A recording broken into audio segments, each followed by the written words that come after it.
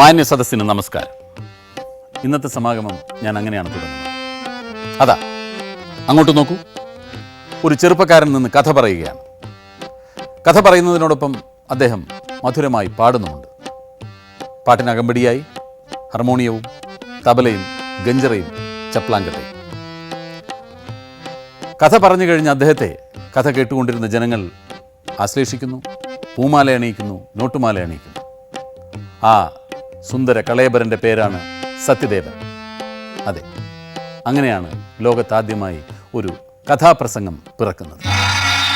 ഹരികഥ എന്ന കലാരൂപത്തിൻ്റെ പിൻഗാമിയായി വന്ന് കേരളത്തിലെ ജനങ്ങളെ ഒരുപാട് ആകർഷിച്ച ഒരു കലാരൂപമായിരുന്നു കഥാപ്രസംഗം.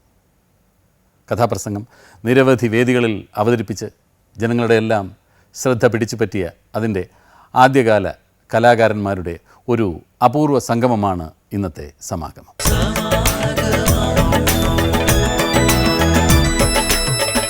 ആയിരത്തി 1944 ഈ രംഗത്തേക്കെത്തി നിരവധി വേദികളിൽ വന്ന് നമുക്ക് കഥ പറഞ്ഞു തന്ന, ഇന്നും കഥ പറഞ്ഞു തന്നുകൊണ്ടിരിക്കുന്ന ഈ വ്യക്തി കഥാപ്രസംഗ കലയെ ഒരു ജനപ്രിയ കലയാക്കി മാറ്റുന്നതിൽ ഏറ്റവും പ്രധാന പങ്കുവഹിച്ചവരിൽ ഒരാളാണ്.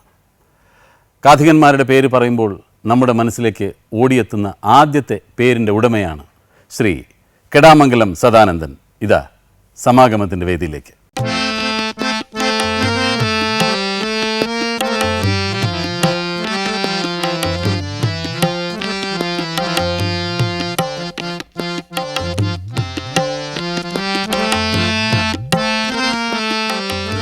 നമ്മൾ തമ്മിൽ ഒരുപാട് വർഷം മുമ്പത്തെ ഒരു ചെറിയ പരിചയമുണ്ട്.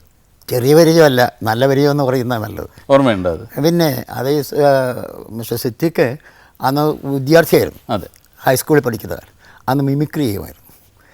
അന്ന് എൻ്റെ കഥാപ്രസംഗത്തിൻ്റെ മുമ്പ് 2 സ്ഥലത്ത്, ഒന്ന് ഇടവനക്കാട്ടും വേറൊരു സ്ഥലത്ത് മിമിക്രി അവതരിപ്പിച്ചപ്പോൾ എനിക്കത് വളരെ ഇഷ്ടപ്പെട്ടു. അത് കഴിഞ്ഞപ്പോൾ ഞാൻ പറഞ്ഞു, ഇത് കളയരുത്, ഇത് ജന്മസിദ്ധമായി കിട്ടുന്നൊരു പ്രത്യേക വാസനയും കൂടിയാണ്, അത് വേണ്ട വിധത്തിൽ കൊണ്ടുപോകണമെന്ന് അന്ന് പറഞ്ഞിരുന്നു. ഏതായാലും പിന്നീട് താങ്കളുടെ വളർച്ച എനിക്ക് സന്തോഷപ്രദമായ രീതിയിൽ തന്നെ വന്നിരുന്നുണ്ട്. മിമിക്രിക്കാരനായിട്ടല്ല, അല്ലാത്ത രീതിയിൽ തന്നെ. അല്ല, അപ്പോൾ അന്ന് മിമിക്രി കാണിച്ച ഈ പയ്യനാണ് പിന്നീട് സിനിമയിൽ വരുന്നതെന്നൊക്കെ ഓർമ്മയുണ്ട്? അല്ല, ഈ ഇടവനക്കാട് എന്ന് പറഞ്ഞ കെടാമംഗലമായിട്ട് വളരെ അടുത്താണ്, നാട്ടുകാരാണെന്നുള്ളൊരു പരിചയം കൂടിയുണ്ട്. അതെ, അങ്ങനെ പരിചയം. ഈ 44 ഈ രംഗത്തേക്ക് വന്നതെന്ന് എനിക്കറിയാം. എന്നിട്ട് 60 കൊല്ലമായി, അല്ലെങ്കിൽ 62 കൊല്ലമായി ഇങ്ങനെ നിരന്തരമായിട്ട് കഥ പറഞ്ഞുകൊണ്ട് നിൽക്കുന്നു അല്ലേ? അതൊരു ഗിന്നസ് റെക്കോർഡ് എന്ന് പറയാം. ലാസ്റ്റ് പറഞ്ഞ 14-ാം തീയതിയാണ് ഇവിടെ കരകുളത്ത്, ഈ തിരുവനന്തപുരം കരകുളത്ത്. ഇപ്പം ഏതാണ് പുതിയ കഥ? പുതിയ കഥ എന്ന് പറയുന്ന ഒന്നില്ല, പഴയ കഥകളൊക്കെ തന്നെ വീണ്ടും പറയും. എന്നും അതിനാണ് എപ്പോഴും ശ്രോതാക്കളുള്ളതും അല്ലേ, അല്ലെങ്കിൽ പ്രേക്ഷകരുള്ളതും. ശ്രോതാക്കൾ എന്ന് പറഞ്ഞാൽ ഇപ്പോൾ രമണൻ സത്യം പറഞ്ഞു കഴിഞ്ഞാൽ കൃത്യമായ കണക്ക് പറഞ്ഞാൽ 3483 വേദികൾ കഴിഞ്ഞു. 1944 എന്നൊക്കെ പറയുമ്പോൾ ഇതൊരു പോപ്പുലർ കലയല്ല. ഇങ്ങനൊരു കല ആളുകളുടെ മുമ്പിൽ അല്ല. 1944 പോപ്പുലർ കലയായിട്ടില്ലെങ്കിൽ ഈ പ്രസ്ഥാനം വന്നു കഴിഞ്ഞു. അതായത് ഇത് സത്യമായിട്ട് ഇത് വന്നു 1924 ഇതിൻ്റെ ഉത്ഭവം. പക്ഷേ കഥാപ്രസംഗം എന്നുള്ള രീതിയിൽ സത്യദേവൻ അതിൻ്റെ ഉപജ്ഞാതാവ് എന്ന് പറയുന്ന അദ്ദേഹത്തെ തന്നെ പറയണം. അദ്ദേഹമാണ് അത് കൊണ്ടുവന്ന ആൾ. അത് അവതരിപ്പിച്ചത് മഹാകവി കുമാരനാശാൻ്റെ ചണ്ടാല ഭിക്ഷുകി. അതിന് ഗാനങ്ങൾ എഴുതി കവിതലും പണ്ഡിറ്റ് കെ പി കർപ്പൻ. അന്ന് ശ്രീനാരായണ ഗുരുദേവൻ്റെ ഉപദേശത്തിലും നിർദ്ദേശത്തിലുമാണത് അവതരിപ്പിക്കാനിടയായത്. അത് അദ്ദേഹം പറഞ്ഞത് അന്നത്തെ അനാചാരം, അന്ധവിശ്വാസം, അടിമത്വം, അയിത്തം ഇതിനോടെല്ലാം കർശനമായി അതിനെ വിമർശിക്കണം, ആരെയും വേദനിപ്പിക്കാതെ എന്ന് പറഞ്ഞു. അപ്പോൾ വാസ്തവത്തിൽ ഇതൊരു സാമൂഹ്യ പ്രതിബദ്ധതയോടുകൂടി തുടങ്ങിയ കലാപ്രസ്ഥാനമാണ്. കേവലം രസാസ്വാദനത്തിന് വേണ്ടി ഉണ്ടായതല്ല കഥാപ്രസംഗത്തിന് അത് സ്വദേശ കലാമാധ്യമം എന്ന് പറയാവുന്നതാണ്. അനൗപചാരിക കലാമാധ്യമം എന്നും പറയാം. കാരണം എന്താണെന്ന് വെച്ച് കഴിഞ്ഞാൽ കഥാപ്രസംഗം കേട്ടാൽ രസിക്കുന്നതോടൊപ്പം തന്നെ ഗ്രഹിക്കുന്നുള്ള ആളുകൾ ഇല്ലേ പല കാര്യങ്ങളും. ഈ പള്ളിക്കൂടത്തിൻ്റെ പടിവാതിൽ പോലും കാണാത്തവർ ഓഥല്ലോവും അനാകരണിനെയും അങ്ങനെയുള്ള വിദേശ കഥകളും അവർക്കൊക്കെ സർവകലാശാലയിൽ മാത്രം കേട്ടിരുന്ന സാധനമല്ലേ. അതെങ്ങനെ വന്നു? കഥാപ്രസംഗർ, പ്രത്യേകിച്ചും അതിൻ്റെ ഉപജ്ഞാതാവ് എന്ന് വേണമെങ്കിൽ പറയുന്നത് വി സാംബശിവൻ. അതിനുശേഷമാണ് ഞാൻ വിദേശ കഥകൾ അവതരിപ്പിക്കാൻ തുടങ്ങിയത്. അതെ, അവതരണത്തിൻ്റെ ഒരു പുതുമ കൊണ്ടായിരിക്കണം ഇപ്പോഴും എല്ലാവർക്കും അറിയാൻ പാടില്ല. അല്ല, അത് ഞാൻ അവതരിപ്പിച്ചതെന്ന് പറഞ്ഞു കഴിഞ്ഞാൽ അതിന് ഒരു അവതരണകാരമുണ്ട്, അത് ഇന്നും ആളുകൾ ഇഷ്ടപ്പെടുന്നതാണ്. ഓ പൊന്നോണപ്പാട്ടുപാടി കണ്ടെറിയും പോളെ മഞ്ഞിലുയർന്നോളെ വെൽക മലയാളമേ ഞങ്ങളഭിമാനമേ തുഞ്ചൻ കിളിപ്പെണ്ണെ ആ കുഞ്ചൻ മറക്കണ്ണേ നീ മഞ്ഞിലിന്നു മുന്നേ വാ. ഓ അഞ്ചും പൈങ്കിളിപ്പെണ്ണെ കൊഞ്ചിക്കുഴയിച്ചു തുഞ്ചത്താചാര്യൻ. എങ്ങും സൗന്ദര്യധാര ചങ്ങമ്പുഴ നേർന്നു തിങ്ങും പുകളാർന്നു. മലരണിക്കാടുകൾ തിങ്ങി വിങ്ങി മരതക കാന്തിയിൽ മുങ്ങി മുങ്ങി. കരളും മിഴിയും കവർന്നു മിന്നി കരയറ്റൊരാലസൽ ഗ്രാമഭംഗി. തുഞ്ചൻ കിളിപ്പെണ്ണേ ആ കുഞ്ചൻ മലർ കണ്ണേ നീ മണ്ണിലിന്നു മുന്നേ വാ. അങ്ങനെ ഓർത്തു. പക്ഷേ ഇതിൻ്റെ ഇടയ്ക്കുള്ളതല്ല കമ്മ്യൂണിസ്റ്റാണ് പാടുന്നത്. കേരളത്തിൽ ഉടനീളം പറഞ്ഞിട്ടുണ്ടാവുമല്ലോ, കേരളത്തിലല്ലേ തെക്കേറ്റം മുതൽ വടക്കേറ്റം വരെയുള്ള എല്ലാ സ്ഥലങ്ങളിലും പറഞ്ഞു കാണും.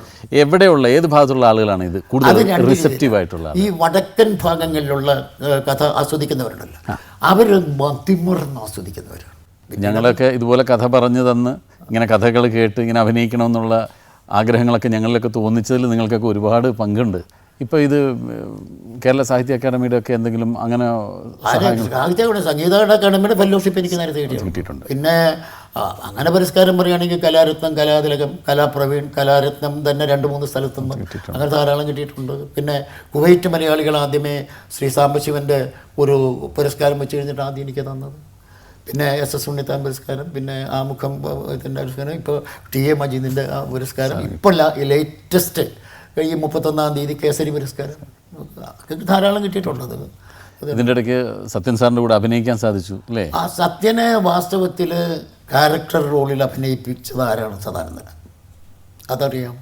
അതുവരെ കഥാനായകനായിട്ട് മാത്രം അവതരിപ്പിച്ചിരുന്ന അദ്ദേഹത്തെ ഒരു ക്യാരക്ടർ റോളിലേക്ക് കൊണ്ടുവന്നത് ഞാനാണ്. എൻ്റെ അരപ്പവനിൽ ഒരു 10-70 വയസ്സുള്ള ഒരു മരം വെട്ടുകാരൻ എൻ്റെ പാർട്ട് ആദ്യമായിട്ട് എടുത്തത് അതിലാണ്. സുന്ദരമായിട്ട് അദ്ദേഹം അഭിനയിച്ചിട്ടുണ്ട് അരപ്പവനിൽ. അത് അതിൻ്റെ സ്റ്റോറി, സോങ്സ്, ഡയലോഗ്സ് എല്ലാം കുറ്റം എൻ്റെ തന്നെ. ശരിക്കും സാറൊക്കെ ഉണ്ടായിരുന്ന ആ കാലഘട്ടത്തിലുള്ള അത്രയും പോപ്പുലാരിറ്റി ഇന്ന് കഥാപ്രസംഗത്തിന് ഇല്ല എന്ന് തോന്നുന്നുണ്ട്. മറ്റു കലകൾ കടന്നു വരുന്നതുകൊണ്ട് ഇന്ന് അത്രയും ഒരു പോപ്പുലാരിറ്റി അല്ലെങ്കിൽ അംഗീകാരം ജനങ്ങളുടെ ഭാഗത്തുനിന്ന് ഇല്ല എന്ന് തോന്നുന്നുണ്ട്. അംഗീകാരം ഇല്ലെന്ന് ഞാൻ പറയില്ല. ഒരു കാര്യം, കഥ കേൾക്കാനും പാട്ട് കേൾക്കാനും ഉള്ള ജന്മസിദ്ധമായ മനുഷ്യൻ്റെ വാസന നിൽക്കുന്നിടത്തോളം കാലം ഞാൻ പറയുന്നതിൽ കഥയും പാട്ടും അതുപോലെ വേണ്ടതുണ്ടെങ്കിൽ തീർച്ചയായിട്ടും കഥാപ്രസംഗം നിലനിൽക്കും. പ്രത്യേകിച്ചും ഇതൊരു ബോധന മാധ്യമം കൂടിയായിരുന്നു.